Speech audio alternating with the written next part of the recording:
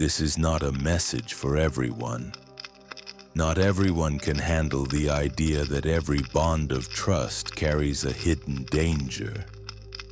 But you're still here listening because you've already felt it.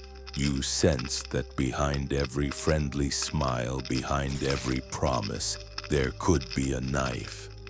And you need to know why. Trust isn't given lightly by you. When you trust, you offer a piece of yourself, the soft, unguarded part. You place it, trembling, into someone else's hands. You believe they will hold it gently, guard it like you would. You never imagine that one day they might squeeze, twist, or use it against you. That possibility is too dark to consider when you're basking in the warmth of faith in someone. But one day, the unthinkable happened. The person you trusted most lied to you. It wasn't a small lie. It shook the ground beneath your feet. In that instant, your world split into a before and an after. Before, you had a clear sky of belief. After, a storm of doubt. And what has shaken you the most is not the lie itself, but something far worse. What has shaken me is not that you lied to me, but that I no longer believe you. Nietzsche's words stab straight to the truth of your pain.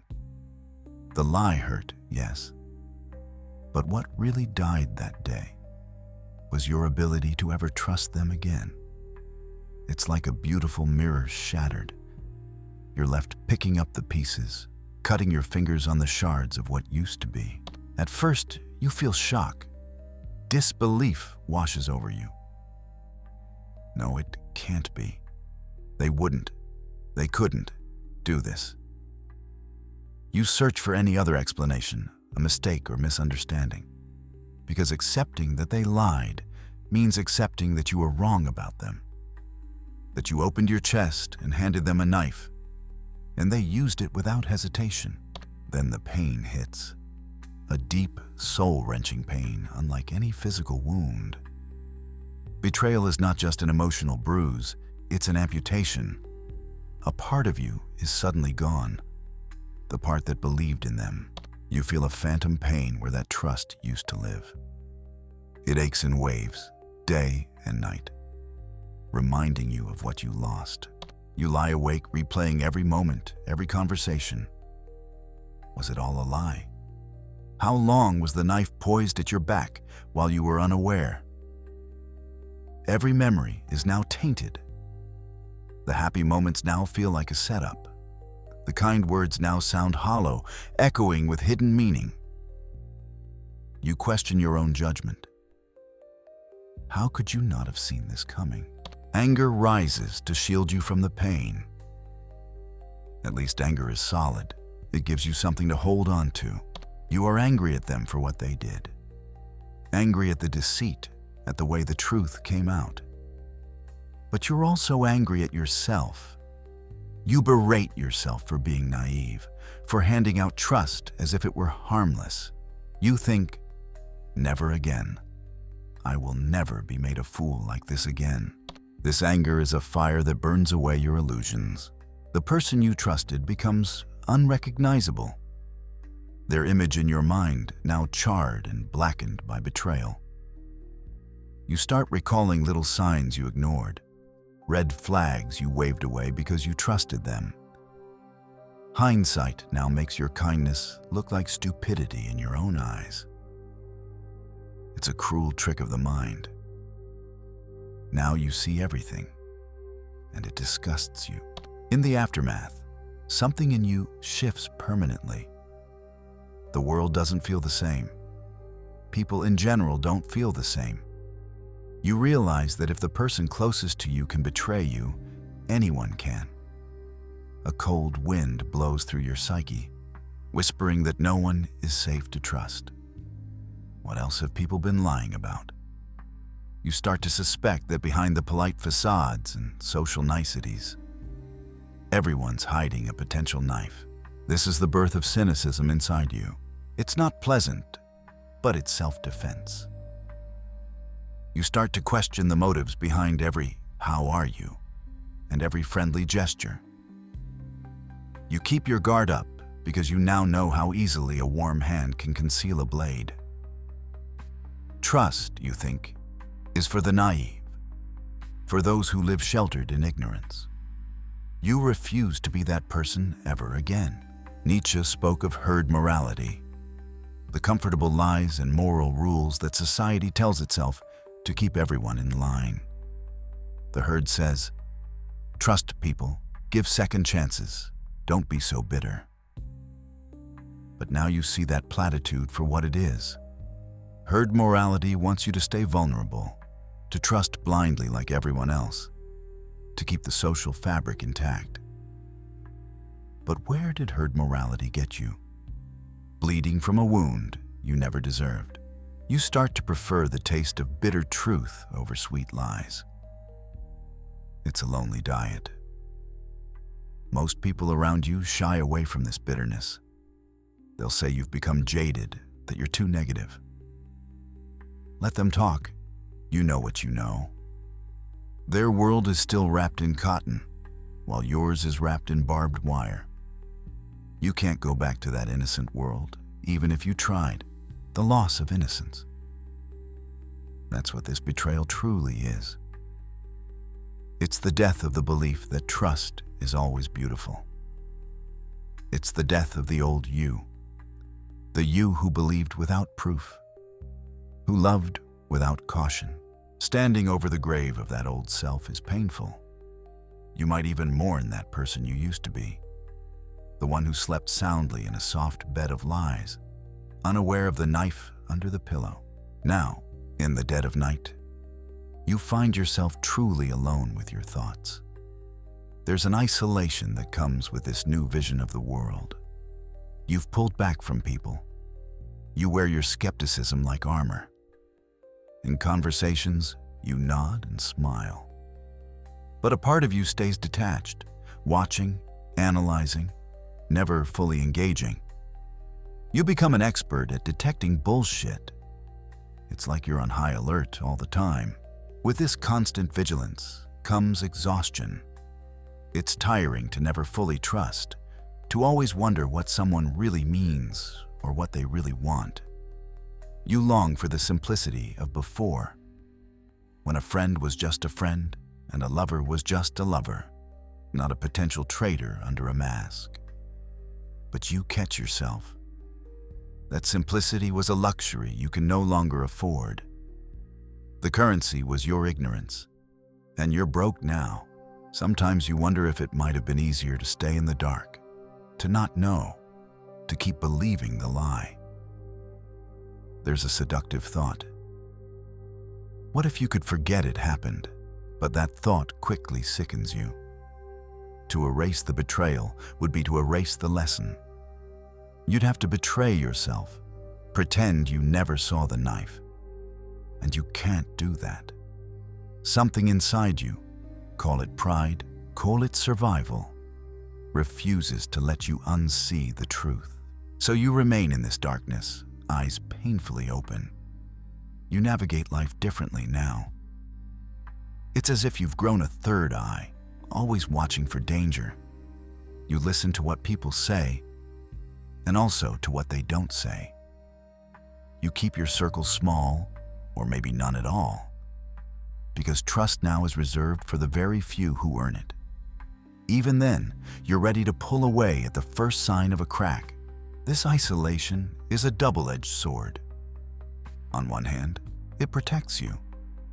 No one can hurt you if no one knows you anymore. On the other hand, it can be terribly lonely. You have risen above the naivety of the masses, but now you survey life from a solitary height. Nietzsche talked about the Übermensch, the person who overcomes, who creates their own values in a world where the old values, like the guarantee of truth and trustworthiness, have crumbled. Now you face a choice that echoes Nietzsche's challenge. Will you let this pain make you another bitter shell, a cautionary tale? Or will you use this pain to transform yourself into something beyond the ordinary? Beyond the timid trust of the herd? It's not a fair choice. You didn't ask for this. It was forced on you by someone else's falseness. But here you are, standing at the crossroads of cynicism and self-creation.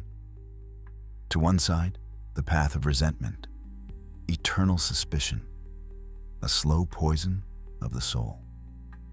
To the other, the path of the Übermensch, to take the reality of betrayal as raw material and forge a new philosophy of life from it. The first path, resentment, is tempting in its own way. It feels righteous. You think staying angry will punish the one who hurt you. But Nietzsche warns that resentment,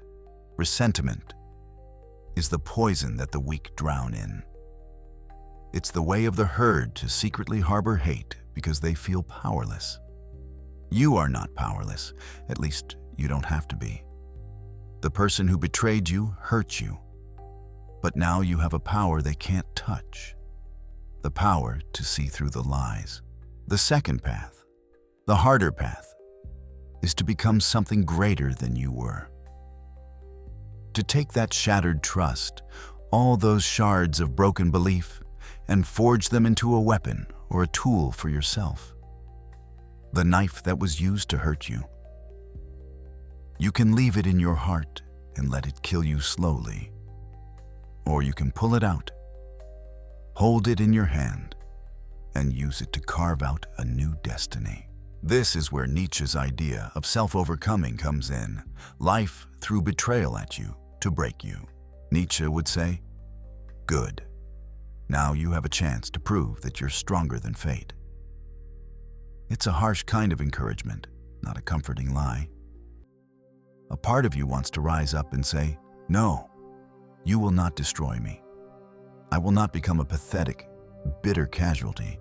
I will turn this scar into a symbol of my strength." Every great person, Nietzsche suggested, has been tempered by fire. They faced their nightmares and came out the other side, carrying scars like trophies.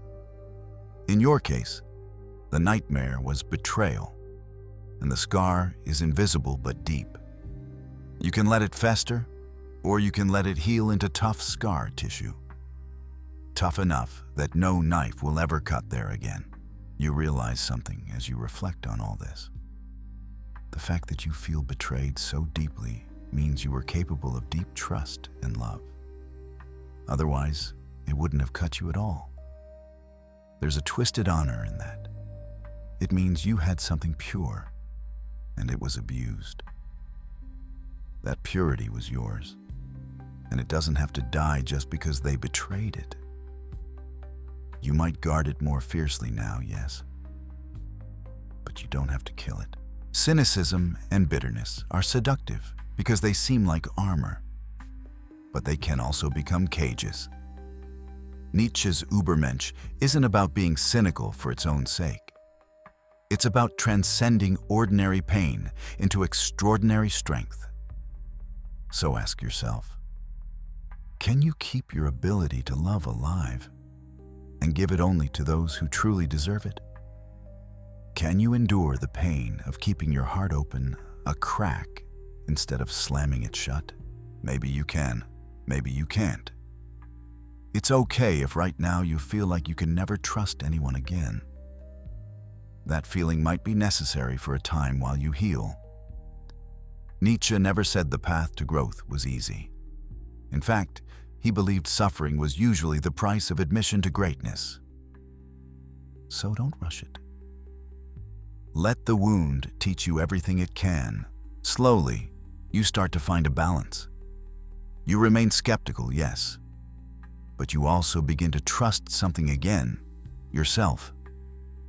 Though people may be false, you choose to be true. True to yourself, and true in your words and actions. You won't be like the one who hurt you. You won't let them win by turning you into a liar, too. Your integrity becomes your pride. In a world of deceit, you choose to stand for something real, even if it isolates you. And that's the paradox. Your solitude becomes a source of strength.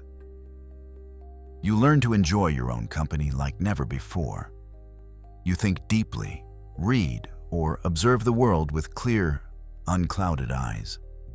You start to see others flailing in their comfortable illusions. And while you don't feel superior, you do feel separate.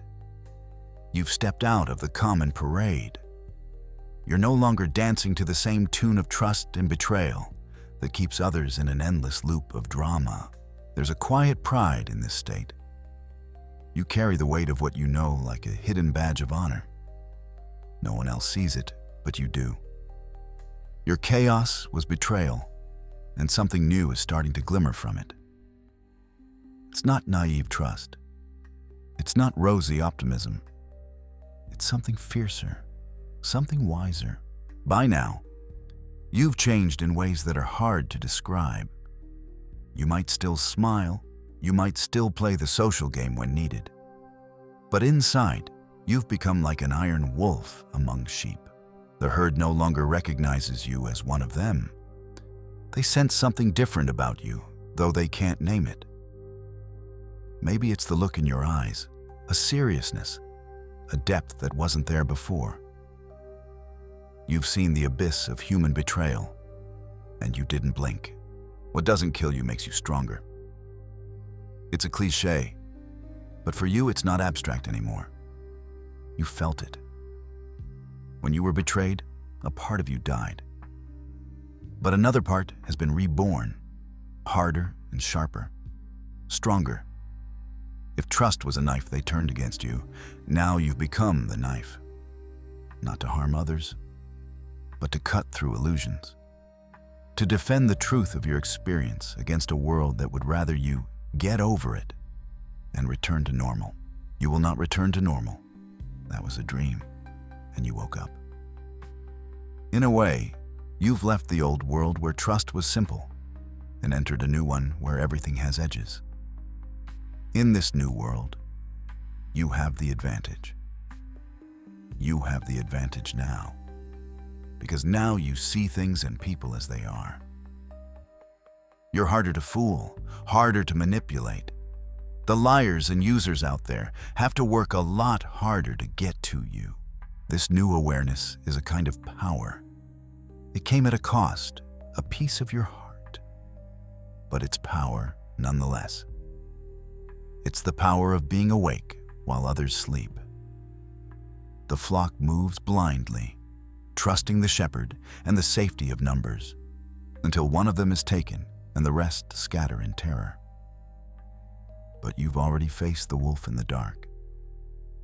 Now the wolf is in you. And now we come to the end of this road together. You and I, we've walked through pain, anger, isolation, and transformation. It's been a long night. But before you close this video, I want to leave you with one last image. Picture yourself standing at your door on a night of raging storms. Behind you, the house is dark. The lights of your old trust turned off one by one. In your hand, you hold the very knife that once hurt you, now reclaimed as your own. You shut the door against the storm. Subscribe if you understand. And if you've made it this far, leave one sentence in the comments, a password between those who know. And now, disappear. Close this window, but not to forget what you've heard. Close it like you close a door before a storm. Because when you leave different. The world, although it doesn't know it yet, has already lost the advantage. I'll see you in the shadows.